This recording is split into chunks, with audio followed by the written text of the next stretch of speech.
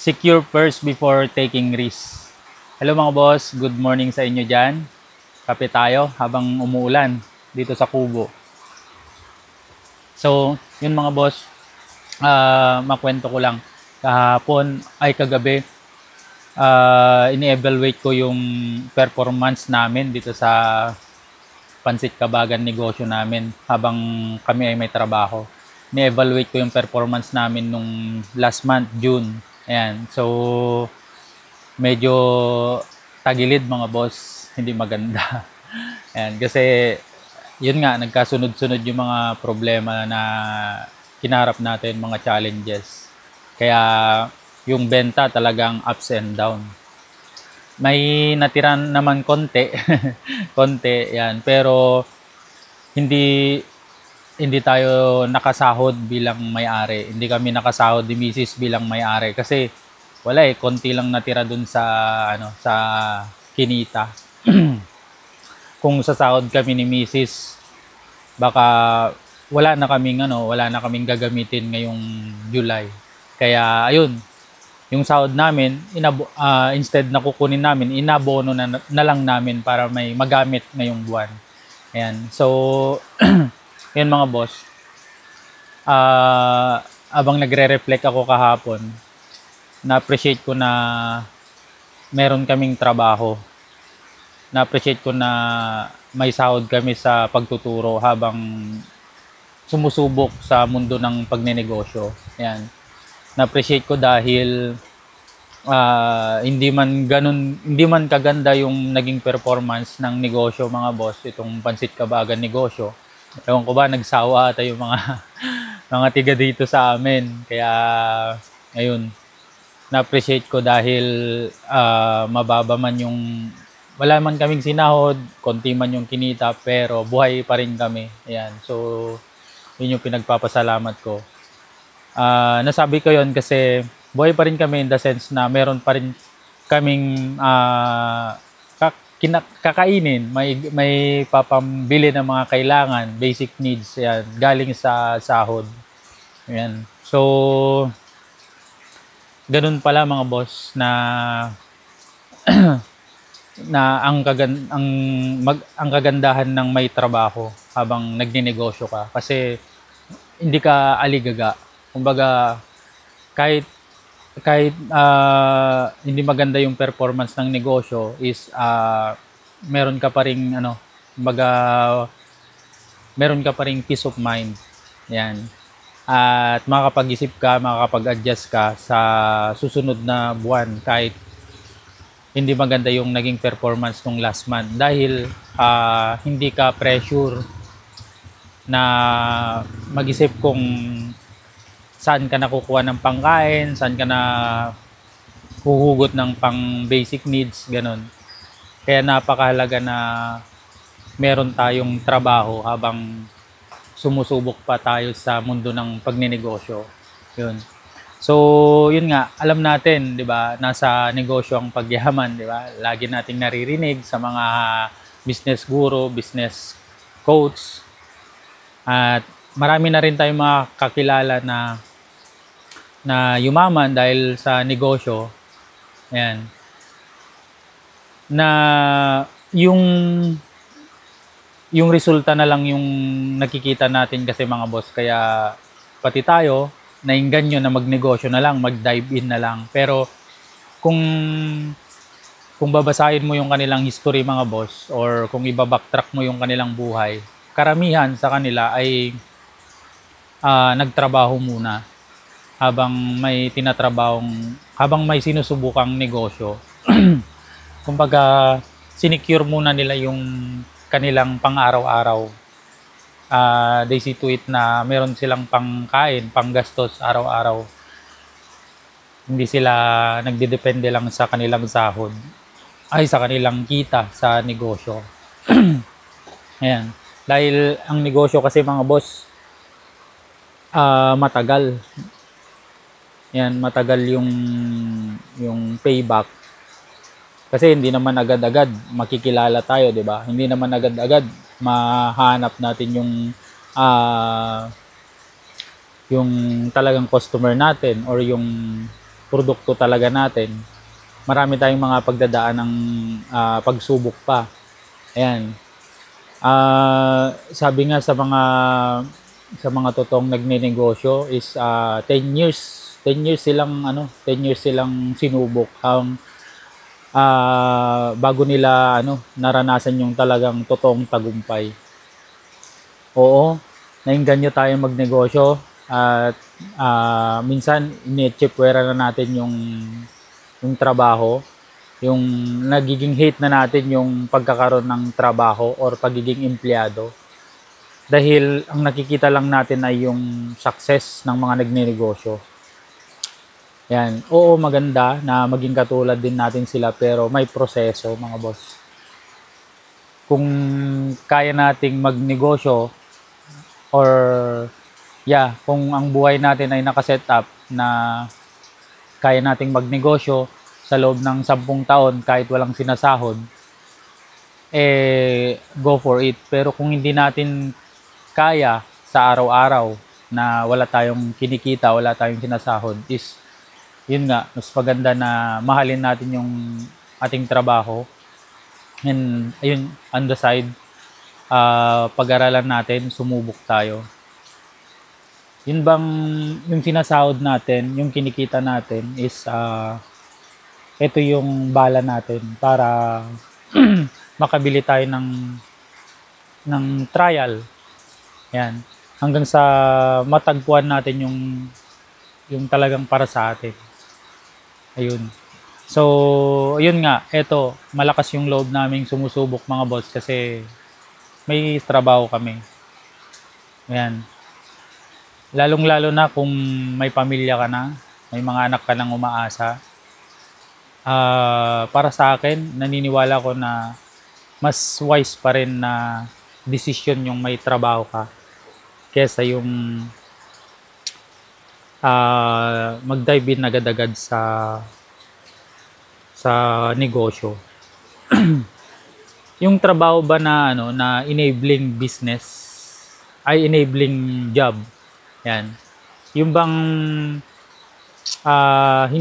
kahit hindi ganoon kataas ang sahod, kahit hindi man ganoon kataas yung posisyon, basta bibigyan ka ng sahod para may pangkain at kumbaga oras para makasubok sa negosyo. Yun. So, yun nga, mga boss. Hindi ako naniniwala sa take risk. Yan. Take risk.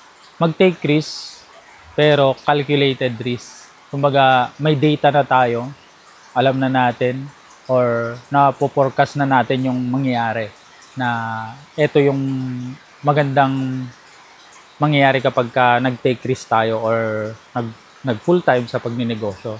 Pero hanggat hindi pa tayo secured, ayan, wala ka pang kasiguraduhan, kahit konting porsyento man lang, mahalin muna natin yung ating trabaho. Ayan. Kaya napakaswerte namin dahil binigyan kami ng Diyos ng aming trabaho na yun nga, maging isang guro, teacher sa public school. Yun. So, kung tatanungin ako, mga boss, kung kailan ako magre-resign, hindi pa sa ngayon, mga boss, kasi nakikita ko na sa struggling stage pa lang. Ayan. Kumbaga, hindi pa buo yung loob ko na mag-jump in yan, sa full-time na pagninegosyo. Yan. So, ang tunay na matapang ay yung yun nga, alam niya yung timing. So, tumatiming pa lang tayo, mga boss. Yan. So, kumukuha tayo ng experience sa pagninegosyo. Inaalam natin na ganito yung pwedeng mangyari kapag ito yung napabayaan natin. Yan. Kaya, ayun, hindi pa panahon para sa akin ngayon, mga boss. Yan. Kaya, Sinasabi ko to kasi maraming mga naengganyo sa pagninegosyo at nakakalimutan na nila yung kapangyarihan, yung kahalagaan ng pagninegosyo ay ng trabaho, pagtatrabaho. Marami kasing mga influencer na yun, sinasabi na wala kang mararating dyan sa pagtatrabaho, sa employment, magnegosyo ka na lang. Which is, para sa akin, ang tamang advice is gamitin mo kung anong meron ka ngayon dyan sa trabaho mo. Extra time, yung sahod mo. Yan, para maibili mo yung sarili mo ng trial and error sa pagninegosyo. And kapag nakita mo na may kaunting porsyento para manalo ka, ayun, that's the time na mag-dive in. Sinisiraan kasi ng karamihan yung mga negosyante kuno, business guru kuno, yung pagkakaroon ng trabaho. Pero yung trabaho is ito yung pwedeng magbigay sa atin ng pangkain. Ayan, na which is ito yung talagang kailangan para mabuhay tayo araw-araw. Hindi tayo makapag-isip ng maayos, hindi tayo makakadiskarte ng maayos kung kumakalam yung ating tiyan, di ba? Ayan. Kaya sa mga estudyante, ayun, habang may chance ka na makapag-aral, mag-aral ka muna. Ito yung ticket mo para makakuha ng maganda-gandang trabaho. Ayan. Ito yung ticket mo para magkaroon ka ng source of income, trabaho, yung diploma, 'di ba? And kapag nagtatrabaho ka kasi mga boss, ayun, makakakuha ka ng experience, idea diyan mismo sa trabaho mo at yun yung perfect business na sisimulan, 'di ba? Hindi yung gaya-gaya tayo kung anong sikat sa online. Kaya napakaganda yung may trabaho. At kung may trabaho ka ngayon, wag mong pandirian, wag mong kumbaga hate, yan. Wag mong ano yun? Dapat gustuhin natin at pahalagahan yung trabaho natin. And kung tingin mo na hindi ka talaga para dyan, planuhin bago mag-resign. Planuhin bago mag full-time sa pagninegosyo. Lalong-lalo na kung nandito ka lang sa Pilipinas. 'Di ba? Napakahirap magnegosyo dito sa Pilipinas. Kung sa ibang bansa may magandang idea ka lang tapos may mag-i-invest na sa'yo, may babagsak na pera sa harap mo. 'Di ba?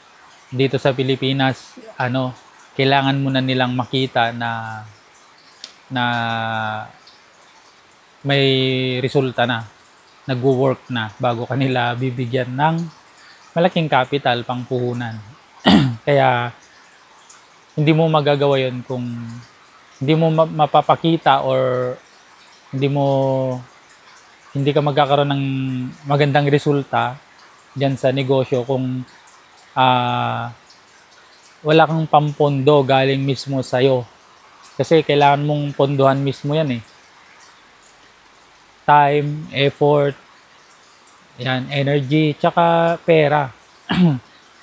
Kaya, ayun, kung may trabaho ka, yun na, pwedeng mapagkuhanan mo ng pera na pampondo. Ayan. Okay. Pero kung kaya mo namang may deliver yung produkto kahit wala kang puhunan, yun ang the best, 'di ba? Pero hindi mo magagawa yon or hindi ka magiging magaling at papaniwalaan na kaya mong i-deliver kahit wala pa yung produkto kung wala kang malalim na experience tungkol sa bagay na gusto mong ibenta. Kaya bottom line pa rin yung trabaho. Ayan.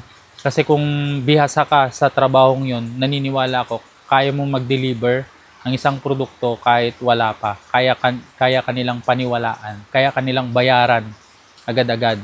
Kasi alam nila na eksperyensado ka na diyan. Alam nila na experts ka diyan sa bagay na yan. Kaya willing silang ibigay yung pera nila bago mo may deliver yung produkto. Yan. Kaya experience pa rin yung ating magiging puhunan at makukuha natin yon sa pagtatrabaho. Ayan.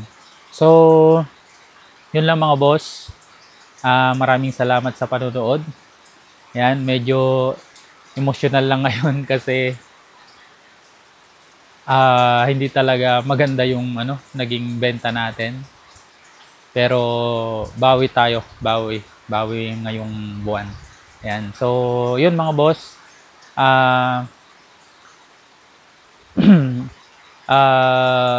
Isa ka rin ba tulad ko na empleyado na yun bang gusto mo nang may bago, gusto mo nang may subukan at isa sa mga naisip mo ay magnegosyo?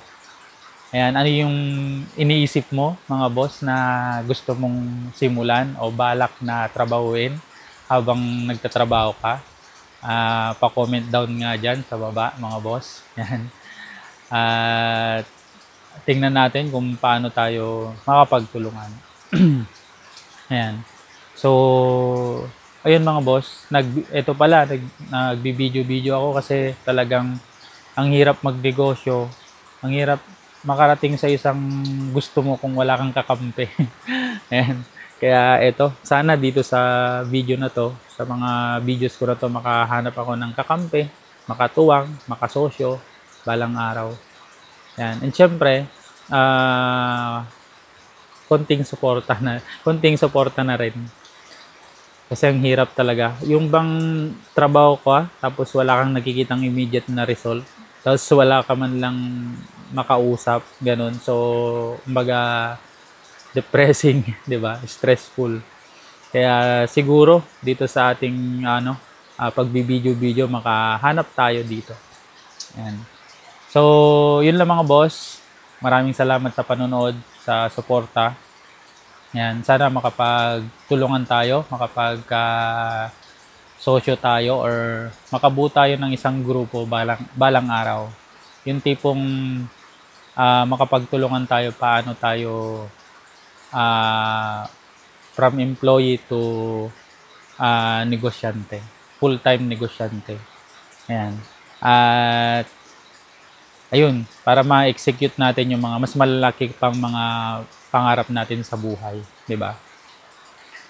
Ayan, so habang nagpapahinog pa lang tayo, dito makapag-usap tayo dito sa online. Ayan. So, ayun mga boss, maraming salamat at salamat sa suporta. Ayan, kahit konting thumbs up lang diyan. Ayan, sa comment section, feel free mga boss to give feedback yan for our improvement. Maraming salamat at ayun, trabaho na naman mga boss. Ingat tayo palagi, lalong lalo na may parating na bagyo. Yan, God bless sa ating lahat. Bye bye.